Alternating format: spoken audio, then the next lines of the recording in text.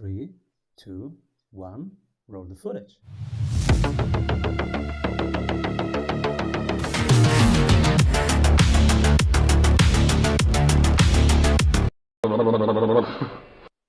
Welcome back, everybody. I'm Simon Severino, your host. And today, our guest is the founder of Learning Revolution, a site that helps expertise-based businesses achieve greater reach, revenue, and impact.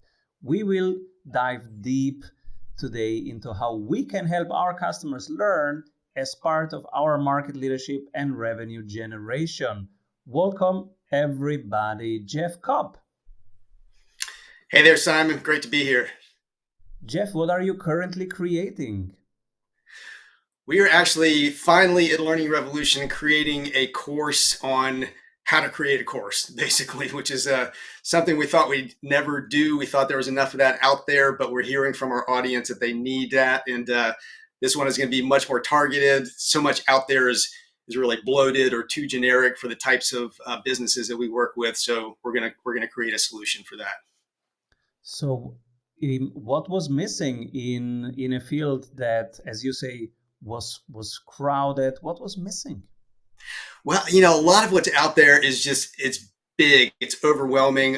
Ironically, a lot of the people creating courses about how to create courses aren't doing it very well. They aren't following good learning principles, and it's too much content. And then we work with expertise-based businesses, so coaches, consultants, subject matter experts. They've already got a ton of intellectual property. They know what they want to teach, and they just need a really laser-focused way to take that and get it into an effective course and know how to market that effectively. So we're kind of cutting all the fat out, helping them cut to the chase and really get something effective out in the market quickly. How does learning and revenue generation go together? Yeah, I think it's one of the great kind of underappreciated connections in the world of business. I mean, if you think about it right now, we live in such a complex, complicated world. I mean, Peter Drucker said, 40 years ago that, we're in a knowledge economy now. And I don't even call it a knowledge economy. I call it a learning economy, because we're all just having to, figure it out on a day-to-day basis. And that's true of your prospects. It's true of your customers, whether you're doing B2C or B2B. I think especially in the B2B world, people are usually dealing with difficult issues, difficult challenges. So, if you're able to give your prospects experiences and content that help them wrestle with the challenges and the opportunities that are there in front of them, they're going to see you as that market leader, as that thought leader, as that learning leader in your market space. They're going to be much more inclined to engage with you, go deep with you, and convert into customers. And that's just from a marketing standpoint. Any good content marketing is going to be learning driven. You're going to be helping your prospective customers learn and adapt in a complex world. And then once they're your customers, to help them continue to learn, to go deep with your products, to go deep with the challenges and opportunities in your industry, you're going to retain those customers. They're going to use your products and services much more, and they're going to buy more from you. And that's just kind of from the marketing and customer service side of things, and can dramatically elevate your position in your market and grow your revenue. Of course, you can also monetize any education and training that you offer at this point. I mean, many companies are doing that. They're taking these deep dives into their industries, their products, and creating paid training around that, and actually turning it into significant revenue streams. So all of these are ways to approach helping your prospects and customers learn and really elevate your position in the marketplace, and potentially generate revenue from that as well. And it's just, a lot of companies are sort of doing this around the edges, but this is kind of a mindset shift and really embracing that role that you can play as a learning leader out in your marketplace. So people that even are not experts, might they benefit from creating, for example, an industry report every month, teaching something about that industry that raises their expertise, even if they're not teachers or coaches? Oh, absolutely. I mean, that's one of the things that's changed, and I wrote this book, The Learning Revolution. We now have the site, The Learning Revolution. I mean, a big part of this revolution out there is the technologies and the tools to help anybody who might not think of themselves as a teacher or creator of any sort. It's now there to help you do it. And if you just learn some of the fundamentals of how to do that effectively, you can set up a platform and get content out there to teach people, within an hour or so. And you should keep in mind too that it doesn't have to be about creating courses, education, formal learning experiences. I mean, even if you're blogging, even if you're just shooting some videos and putting those on YouTube, that's helping people learn. You just need to have that mindset that we're using this as a way to really help our customers wrestle with the issues that they have. And if you've got a business, I mean, if you're running a business, you've created something that's successful out in the marketplace, you've got expertise. I mean, you know about your marketplace, you know about your industry. So you just need the tools and the mindset to help you convert that into helping your prospects and your customers learn. Can you tell us an example of a client that you're working with and how they use learning for their marketing? Well, I mean, all of my clients do this because I'm in the learning industry. We work a ton with trade and professional associations that are creating different types of learning experiences for the individuals and the companies that they serve. We work with solopreneurs who are consultants and coaches, and they've got expertise that they're putting out there. But to go to what you're saying around, if you're not that type of person, if you're not truly in the learning business, so to speak, you can think of a company like HubSpot, for example, which really, I mean, grew its whole business on educational content marketing, teaching people how to market effectively and tying that, of course, back into their CRM and their marketing automation tools. And, they went from nothing to being one of the biggest forces in that whole sector of marketing, mostly because they were focused on really educational content marketing. You can look at companies like, Adobe. A lot of the tech companies do this. They're a good place to look for this. But Adobe has the Adobe Experience League, which is a community. It's an online learning community. Lots of content, but also people interacting around Adobe products. And again, Adobe's not an education company. It's a software company. But it's taking this approach of we can help our customers go much deeper, connect with each other, and create a lot more value by having this mindset that we're going to help them learn. And do you create the courses for your clients, or do you teach them how to create courses, or both? Well, we're starting to teach them more about how to create courses. We are more of a kind of strategy marketing type organization. So we help them think about what their opportunities are for creating learning experiences out in their marketplace, whether they're going to do that as a way to use it indirectly, to engage their customers, to engage their members, or whether they're going to use it for direct revenue generation. And we help them find those opportunities and then put together the plan for how they're going to put those experiences out into the marketplace. And what's the learning revolution for you?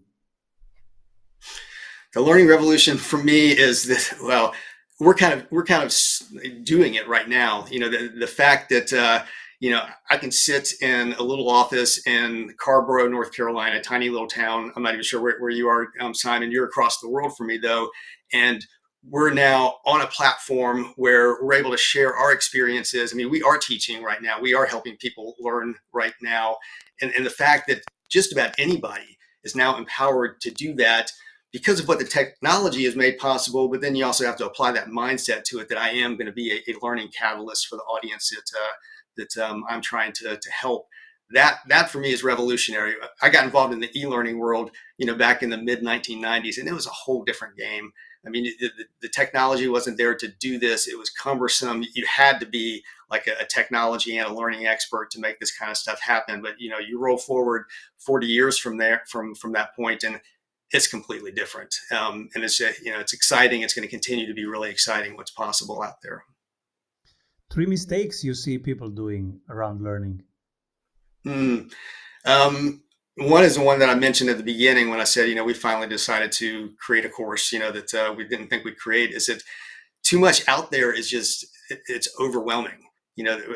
people really need what they need. They need the most essential stuff. And it's really hard for anybody who knows their content, knows their industry, their business really well to pare it down, to get to that 20% that's really most important at that particular time for that particular audience. So you get all of these courses that just have too much fluff in them, just, too much going on, and you have to pare it down from there. I think that's a big mistake. I think another mistake people make is thinking that they don't really have something to teach, and a way to get out there and help people. But they do. I mean, everybody has that in some aspect of their life or their business, and just pulling back and really thinking that through and realizing it. I think another big mistake, this I guess would be the third one in the world that I work in, is that you know education and learning sort of have become a business in a way. And a lot of people who are sort of traditionally in the education and learning world, they shy away from that. They don't like to think of this having sort of a business impact, but it really does. And if you want to succeed, you have to think about this in terms of, okay, how am I actually providing value to this audience that I'm serving? And based on that value, what's the path from there to whether it's direct monetization revenue or whether it's indirect, that by engaging those people over time, something's going to happen that's going to make it sustainable for my business, for my organization, to keep doing this. And since you run the learning revolution, I want to know how you learn and what inspires you, after one word from our sponsors. What if your business would run well even when you are on vacation? Discover how 1,600 business owners have regained their freedom using the Strategy Sprints blueprints. How they enjoy living their dream and watching their business scale. Get the exact checklists they use to go from stressed to fulfilled using the Strategy Sprints method. Order your copy of Strategy Sprints 12 Ways to Accelerate Growth for an Agile Business on Amazon today. And if you love it, leave us a review. For more information, head over to strategysprints.com.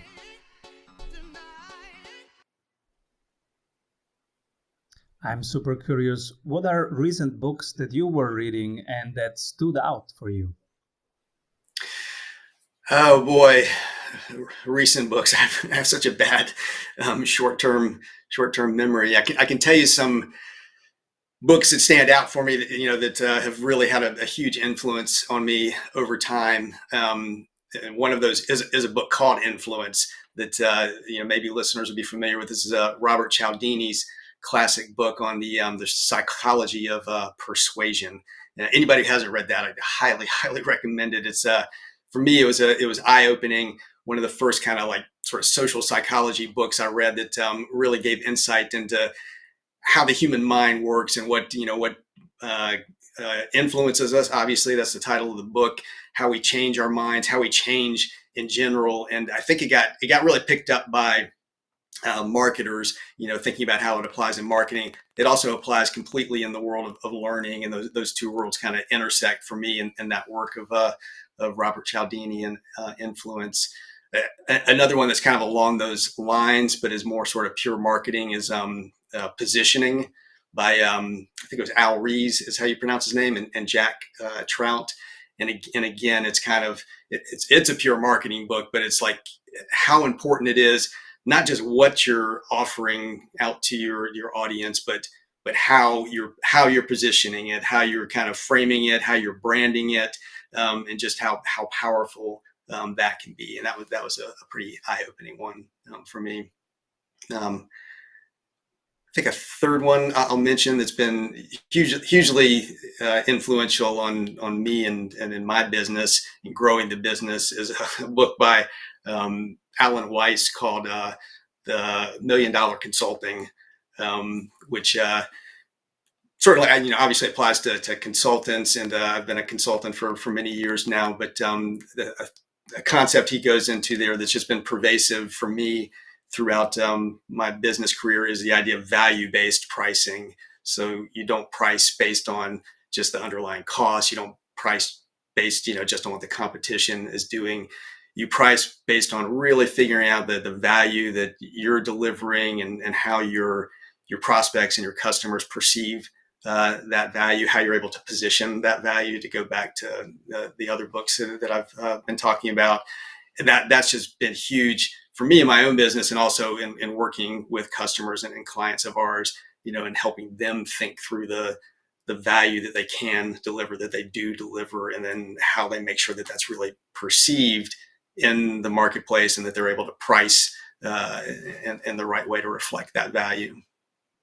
How do you learn? Is it podcasts, books, retreats, online courses, something else? Yes, it's it's all of the above. I listen to a ton of podcasts. We have a podcast of our own. That's a huge learning experience. I'm sure you probably find that in being a podcaster, that you learn so much from the conversations with guests. I read a ton of blogs. I'm a fan of Feedly, which is a reader that you can kind of channel blogs into. I've got hundreds of them in there, and I'll scan it and go through it and categorize stuff and that sort of thing. And I do courses. I do watch a ton of videos. Definitely try to walk the walk in terms of really being a learner myself. If listeners go, oh, I want to be part of this learning revolution, who should call you and who should not call you? Yeah, if you're a good candidate for Learning Revolution, is going to be a solopreneur, more of a small business that wants to use that expertise they have to create learning experiences. Those might be courses, they might be membership sites or communities, or just educational content marketing. They want to get out there with some video, some live streaming, some podcasting. Any of those types of businesses can go to learningrevolution.net and engage with us there. We publish a ton of content to help people learn how to do that effectively. If you're a larger organization, more of a business to business, which I know is your audience, we do consulting with larger organizations through Tagoras.com, TAGORAS.com, and that's sort of our sort of big organization focused business. And you can go there and find out about us and easily contact us through that site. And what are you excited about? Where are you in 3 years? I'm just excited to see where some of the things that are happening right now with technology take us. We everything that's been going on with artificial intelligence, which is just really amazing how that can sort of augment how we learn, how we serve the audiences and markets that we serve. I think that's amazing. I'm looking forward to seeing what finally happens with virtual reality. There's been a lot of buzz about that for years, and it never seems to have kind of gotten to where you think it could get. But at some point, it's going to tip, and we're going to suddenly realize this whole idea of the metaverse, is there, and stuff is happening in it. I don't know. I'm not a futurist, so I'm not going to try to predict when that happens. But it seems like we're on the cusp of just practically waking up one day and realizing that that's become more of a reality than it feels like right now. And who should be my next guest?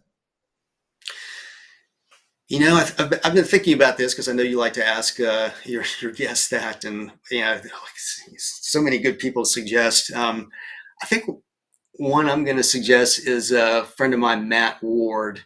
And Matt's big focus is on really the customer experience. He published a book recently called the High Five Effect, and it's all about doing business with people that you're kind of bringing joy to and who bring joy to you. So it's all about that customer relationship, and he's passionate about that. He's infectious about that, and I think you'd probably have a good conversation with him. And I think your listeners would appreciate hearing what he has to say.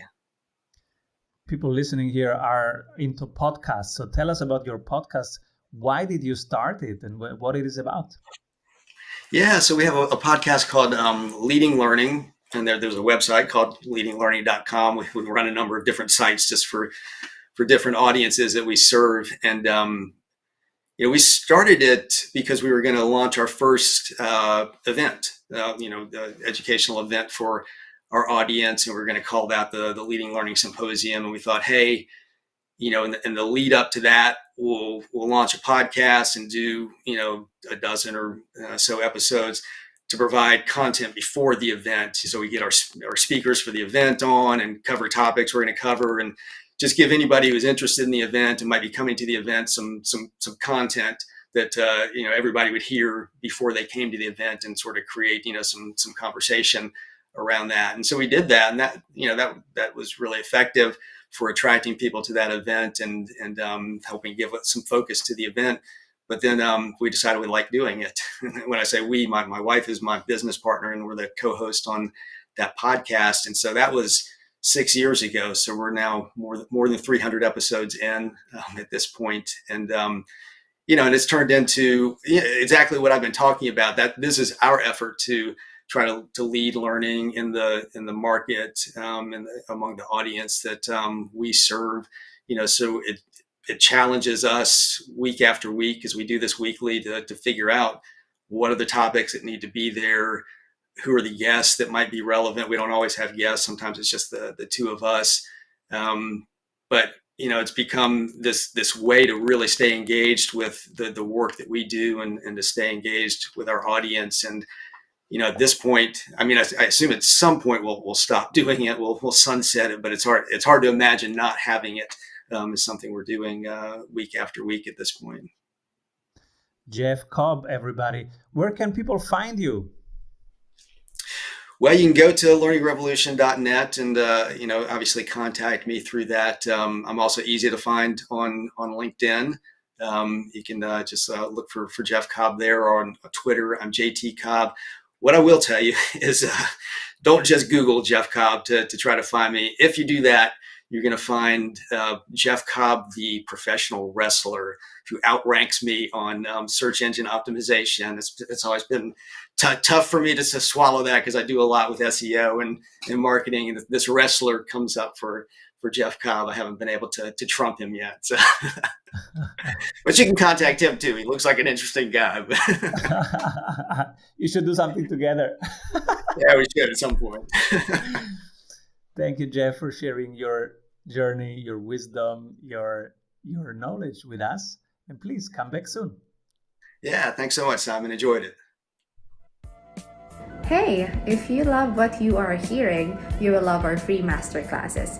Go grab them at strategysprints.com. What if your business would run well even when you are on vacation? Discover how 1,600 business owners have regained their freedom using the Strategy Sprints blueprints. How they enjoy living their dream and watching their business scale. Get the exact checklists they use to go from stressed to fulfilled using the Strategy Sprints method. Order your copy of Strategy Sprints 12 Ways to Accelerate Growth for an Agile Business on Amazon today. And if you love it, leave us a review. For more information, head over to strategysprints.com.